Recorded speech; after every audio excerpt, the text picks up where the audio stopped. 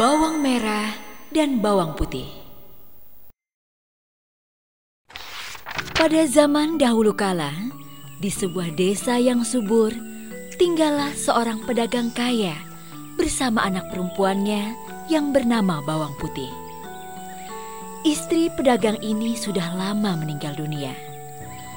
Si pedagang sangat sayang kepada Bawang Putih, sebab dia seorang gadis penurut dan baik hatinya.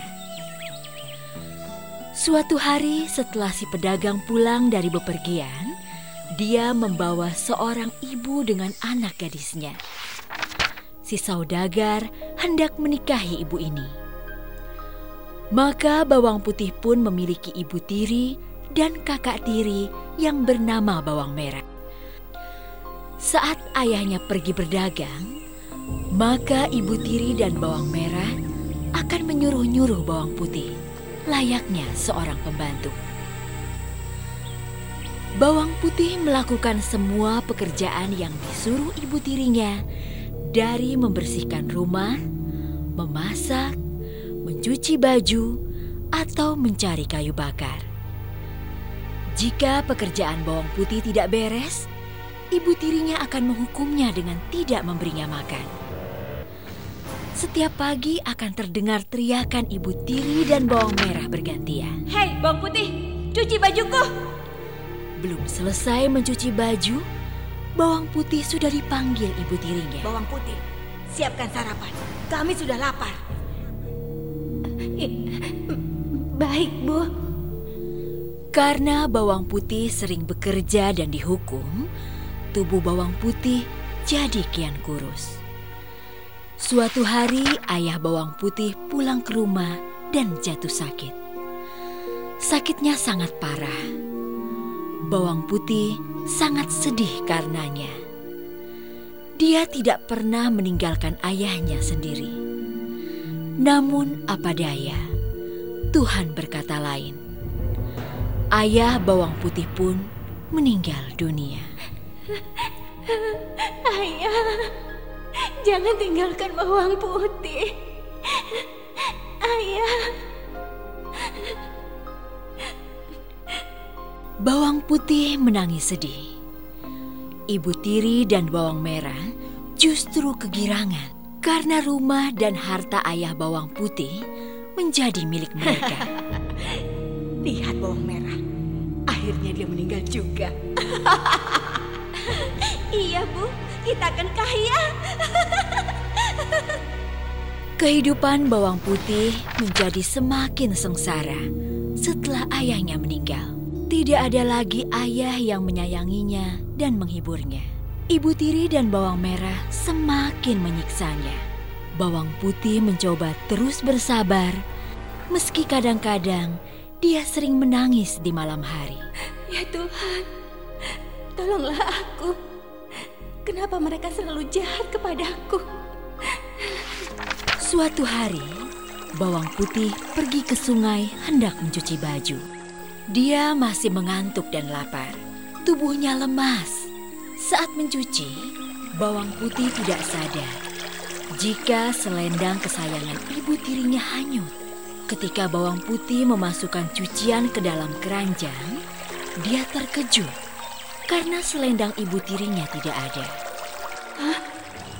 Selendang kesayangan ibu tidak ada? Jangan-jangan hanyut di sungai.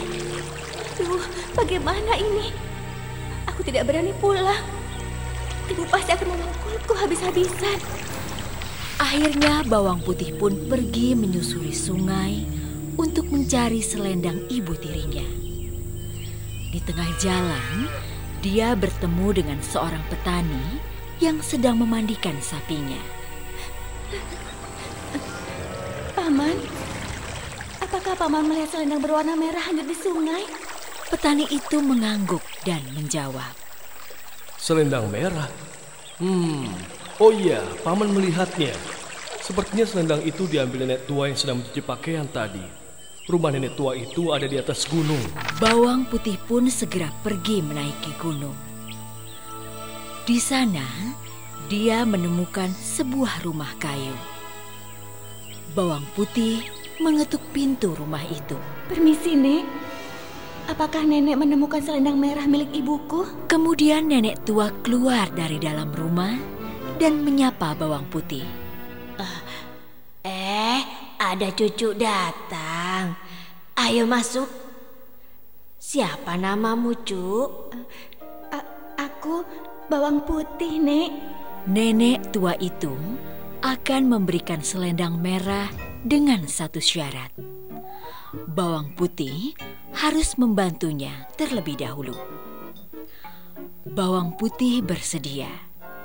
Selama seharian, Bawang Putih membantu si nenek memasak, mencari kayu bakar, membersihkan rumah, dan mencuci baju. Bagi Bawang Putih, semua pekerjaan itu tidak berat, sebab dia sudah terbiasa melakukannya. Tibalah waktunya bagi Bawang Putih untuk pamit pulang. Si nenek memberikan selendang itu kepadanya. Bawang Putih, ini selendang merah yang kamu cari. Oh iya, aku ingin memberikan hadiah, sebuah labu untukmu karena kamu sudah membantuku. Pilih mana yang kamu suka. Di meja sudah ada 2 buah labu kecil dan besar. Bawang Putih memilih labu kecil karena dia merasa tidak akan sanggup membawa labu besar. Sebab dia juga harus membawa keranjang penuh pakaian miliknya. Aku pilih yang kecil saja, Nek. Baiklah, ambillah labu kecil itu. Tapi ingat, labu itu jangan kamu buka sebelum kamu sampai di rumah. Paham? Baik, Nek. Aku akan menuruti semua perintah nenek. Sesampainya di rumah, Bawang Putih dimarahi oleh Ibu Tiri dan Bawang Merah. Dari mana saja kau, Bawang Putih? Kamu sudah berani melawan, ya? Hah? Ampun, Bu. Ampun. Aku tadi... Alah, cukup Bawang Putih. Kami tidak butuh alasanmu. Mereka terus memukulinya. Lalu mereka melihat labu yang dibawa Bawang Putih. Belah labu itu dan masaklah. Kami sudah sangat lapar karena menunggumu dari tadi. Kemudian Bawang Putih pun mengambil pisau dan membelah labu itu. Alangkah terkejutnya, sebab isi labu itu penuh dengan perhiasan yang berkilauan dan mahal harganya. Hah? Dari mana kamu mendapatkan labu itu? Bawang Putih menceritakan semuanya. Aduh, Bawang Putih, seharusnya kamu memilih labu besar. Isinya pasti lebih banyak.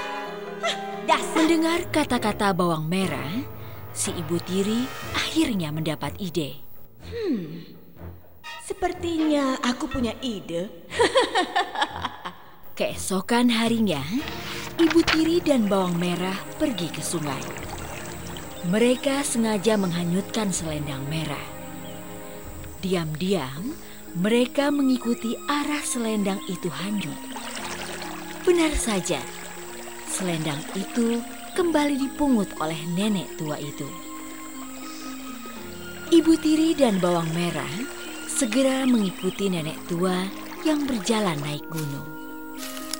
Di sepanjang perjalanan, Bawang Merah mengeluh karena tak biasa berjalan jauh.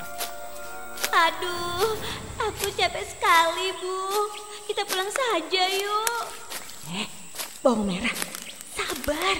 Sebentar lagi kita akan mendapatkan perhiasan yang lebih banyak dari Bawang Putih. Tapi aku capek, Bu. Ibu bilang sabar. Sesampainya di rumah nenek tua, Ibu Tiri dan Bawang Merah mengetuk pintu. Nenek tua menyambutnya dengan baik. Kemudian, Ibu Tiri dan Bawang Merah pura-pura sedih dan menanyakan soal selendang merah itu. Nenek yang baik hati, apa nenek menemukan selendang merah milik ibuku? Oh iya, kebetulan nenek temukan tadi di sungai. Seperti halnya dengan Bawang Putih, si nenek baru akan memberikan selendang itu jika mereka membantunya. Dengan terpaksa, demi mendapatkan buah labu itu, mereka bekerja membantu nenek meski sambil mengeluh. Capek sekali. Kalau bukan karena buah labu itu, aku tidak akan mau melakukan ini. Iya, ibu sudah lelah. Semoga isi buah labunya nanti lebih banyak. Akhirnya, selesai sudah pekerjaan bawang merah dan ibu tiri di rumah nenek tua. Kemudian mereka pamit. Nenek tua itu memberikan selendang itu kepada bawang merah dan ibunya. Di meja ada 2 buah labu yang besar dan kecil. Coba pilihlah satu labu sebagai hadiah dariku. Dan tentu saja, ibu tiri dan bawang merah memilih labu yang besar. Aku pilih yang besar dong, Nek. Iya, yang besar saja. Ingat, jangan kalian buka labu itu sebelum sampai di rumah. Iya, Nek, itu pasti.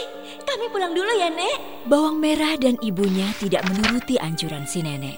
Di tengah perjalanan, ibu tiri membelah labu besar itu. Mereka sudah tidak sabar dengan perhiasan yang akan mereka dapatkan.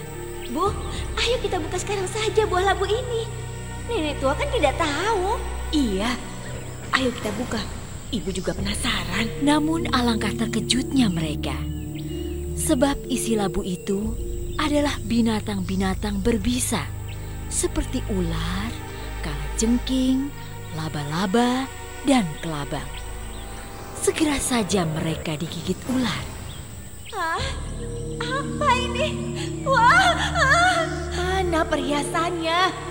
Kenapa isinya binatang-binatang ini?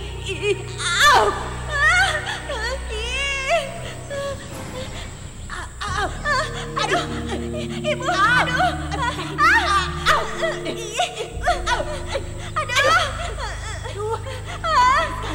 Ibu bagaimana ini? Aduh. Juga digigit. Karena mereka masih di tengah hutan, maka tidak ada yang menolong mereka. Ibu tiri dan bawang merah pun mati keracunan bisa ular. Keserakahan mereka membawa mereka dalam malapetaka. Sementara itu bawang putih hidup bahagia. Perhiasan pemberian nenek tua itu membuatnya kaya raya. Dia pun meneruskan usaha ayahnya dan menikmati buah hasil kesabarannya sebagai anak yang berbakti.